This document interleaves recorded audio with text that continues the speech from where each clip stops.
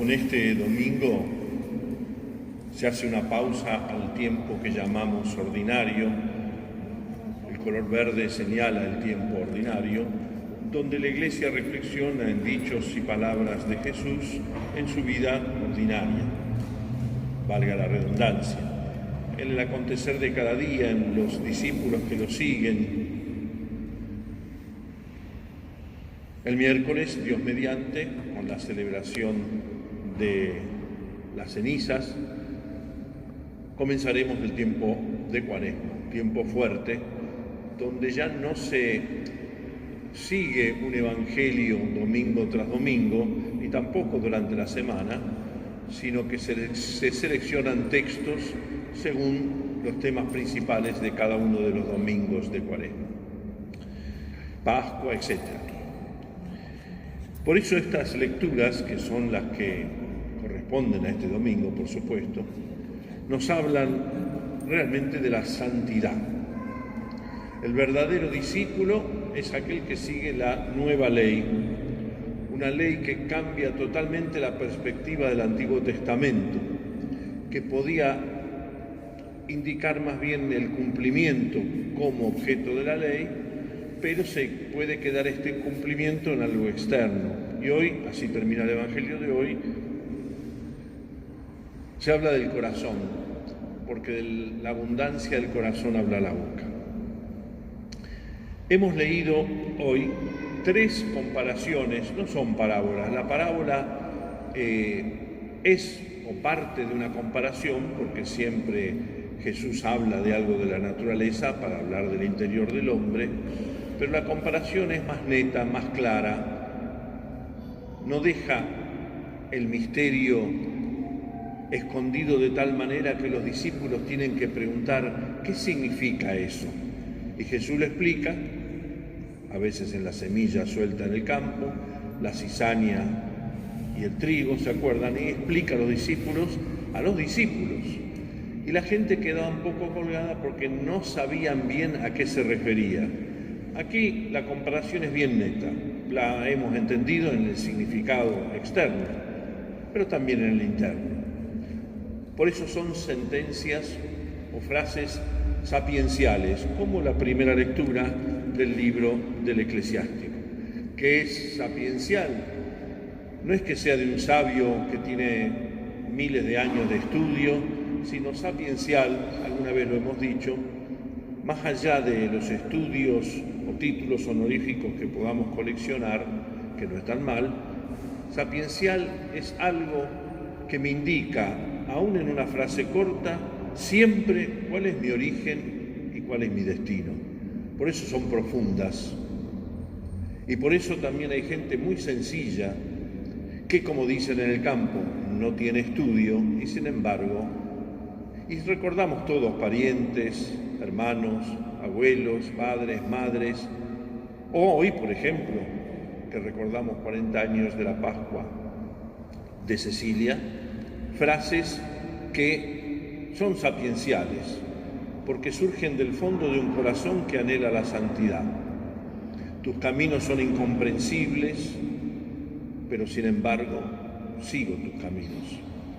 Como nos pasa a veces, y fíjense, muchos de aquí son abuelos, tíos, padres, madres, a los hijos no se les puede tirar la tabla de Mendeleev o la tabla de los logaritmos de Howell o esas cosas. Veo que alguien me hace así, yo no me olvidé lo que significa esas tablas, pero como diciendo estudiar, sino que recordamos hoy, después de muchos años de su Pascua, de la muerte de nuestros padres, cosas sencillas que eran enseñanzas que me sirven para toda la vida. Un ciego guiando a otro ciego. No hay cosa que sirva más para empezar una conversación, no necesariamente una discusión, entre hijos, padres, compañeros, etcétera, etcétera, que, mira, ¿viste lo que pasó? ¿Viste tal cosa? Mirar.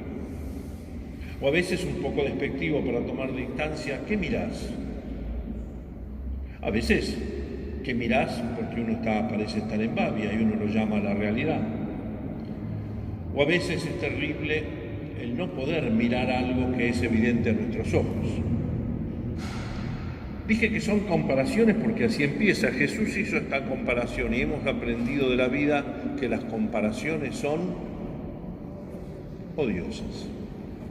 Pero eso es cuando comparamos personas. ¿Por qué no sos como tu hermano, que ese sí que es? No. Ah, si fueras como tu hermana, ¿qué? Y ahí ya sembramos la cizaña en el corazón de una persona. Y si son los padres los que hacen eso, mala fariña. Son comparaciones de cosas de la realidad que me sirven para vivir. Los fariseos, pero no solamente, porque no estamos hablando de razas ni de grupos en la época de Jesús, sino que nosotros mismos decimos a una persona, no seas hipócrita. O fariseo es aquel que se fija en la exterioridad y deja de lado la interioridad. Son muchos los maestros con minúscula de hoy, que hablan de la verdad de la palabra, incluso algunos con insulto, y pretenden que uno siga esa verdad como si fuera verdadera. Puede ser que sea verdad verdadera, pero el modo de decirlo no me sirve para nada. Y aquí no hablo de nadie en particular, estamos hablando de nosotros mismos. Sí, la verdad de la palabra. La verdad de la palabra del discípulo, dice Jesús, no está en la habilidad personal para la labia, decimos los porteños, sino en algo que es lo más semejante que tenemos a Dios. ¿Y cuál es el atributo que Dios tiene en sí que nos invita a nosotros a tenerlo y a vivirlo? Y es lo primero, no sé si son todos creyentes acá a fondo, supongo que sí, salvo que sean masoquistas y vengan a la misa para pasar un rato, no creo. Son creyentes, pero ustedes me comprenderán que la palabra que define a un creyente, y es la que apunta el Señor con esta frase, es la fidelidad, porque Dios es fiel, no va cambiando. Y ahora lo que más nos sorprende en el mundo de la política, en el mundo social, es que como este que estaba con y ahora está con, etc.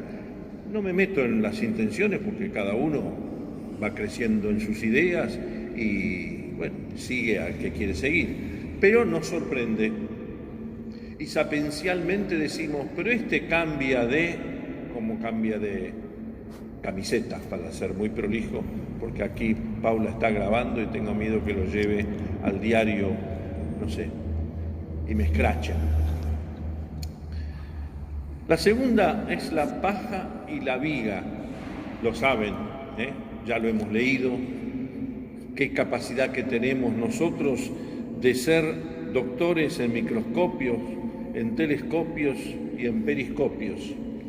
Agrandamos millones de veces pequeñísimas cosas y las traemos de años luz de distancia y de la historia para darle a una persona contra la cual no queremos dejar pasar aquello que pasó hace años luz. Ese es el telescopio. Y el microscopio, pavadas, sonceras, déjala pasar, salvo que sea para enseñar, para una corrección fraterna, que la agrando mil veces como si fuera no pecado mortal, sino sacrilegio. Muchas veces los ideólogos de la fe y no los creyentes viven o vivimos separando esto con ideologías.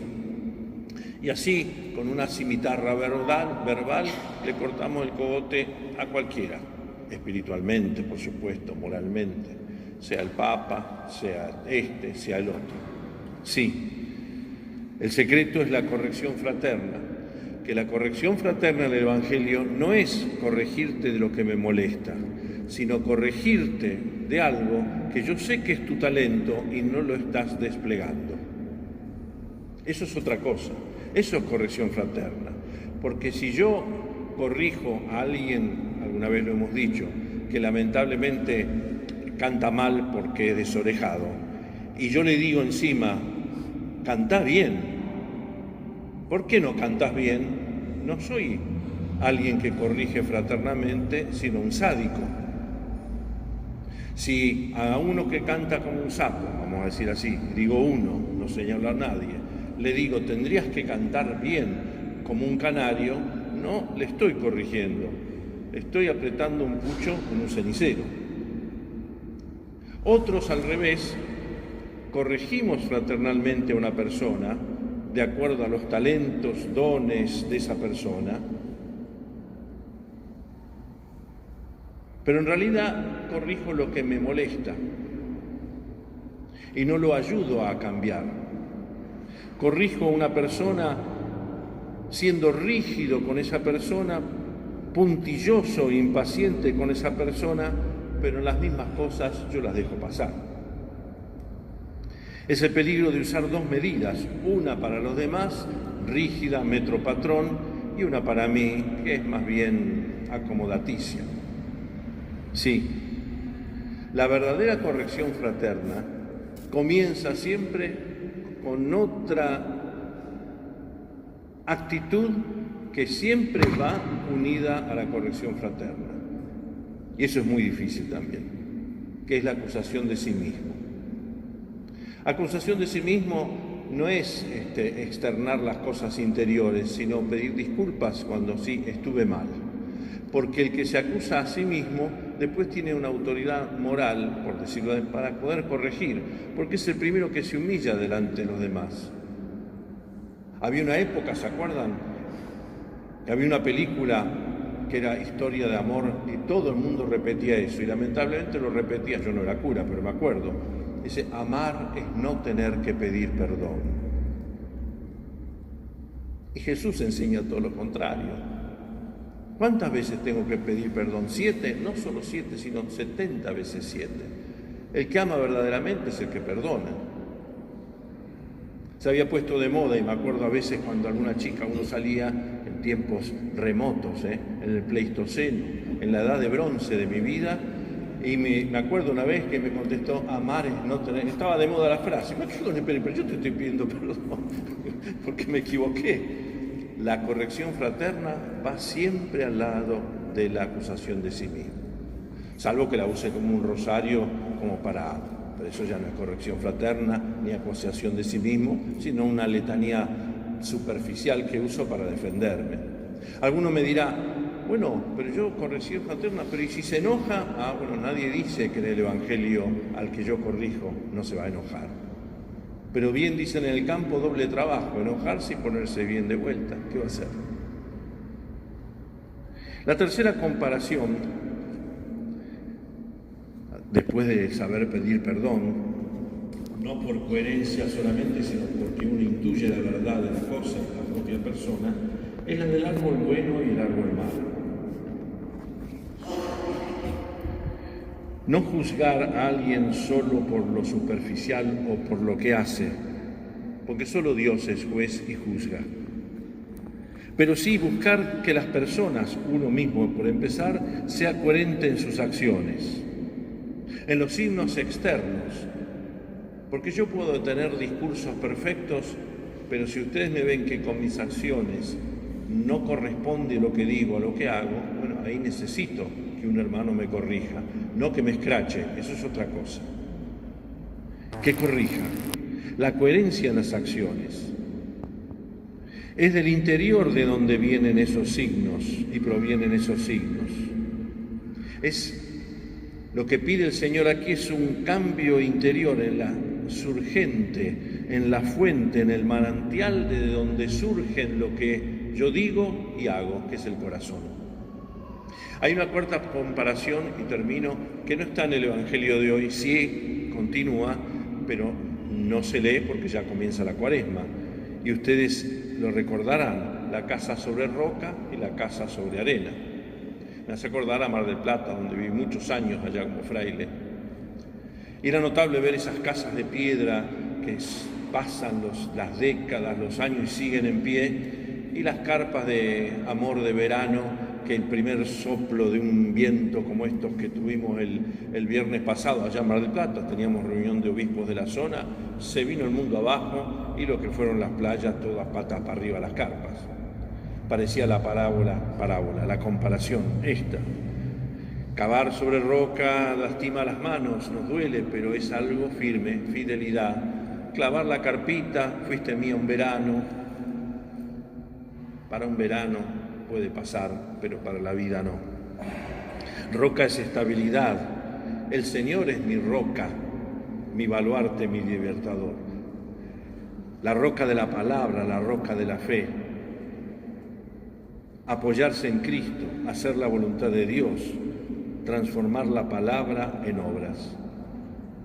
Bien decimos esas tres frases que nos ayudan a sintetizar lo que podía haber dicho al inicio del sermón y no cansarlos tanto en esta tarde de calor. Los ojos son la lámpara del cuerpo, si esa luz se apaga, ¿cuánta oscuridad habrá? ¿Qué mirás? A donde está tu tesoro, ahí estará tu corazón. ¿Dónde está tu corazón? Yo te diré dónde está tu tesoro. Y de la abundancia del corazón habla la boca. Y termino con un soneto que es muy conocido de Francisco Luis Bernarde, gran poeta. El Papa Francisco lo ha citado en alguna encíclica o exhortación apostólica. Es breve y me parece que tenía que haber empezado con él para hablar de Alicia, del Evangelio, de la primera lectura, de la segunda, del Salmo, y hubieran estado felices. Porque realmente si hay santidad, hay esto. Si para recobrar lo recobrado debí perder primero lo perdido, si para conseguir lo conseguido tuve que soportar lo soportado, si para estar ahora enamorado fue menester haber estado herido, tengo por bien sufrido lo sufrido, tengo por bien llorado lo llorado. Porque después de todo he comprobado que no se goza bien de lo gozado, sino después de haberlo padecido. Porque después de todo he comprendido, por lo que el árbol tiene de florido, vive de lo que tiene sepultado. Las raíces de la santidad no se ven, la gracia no se ve, se manifiesta en nuestras palabras y acciones.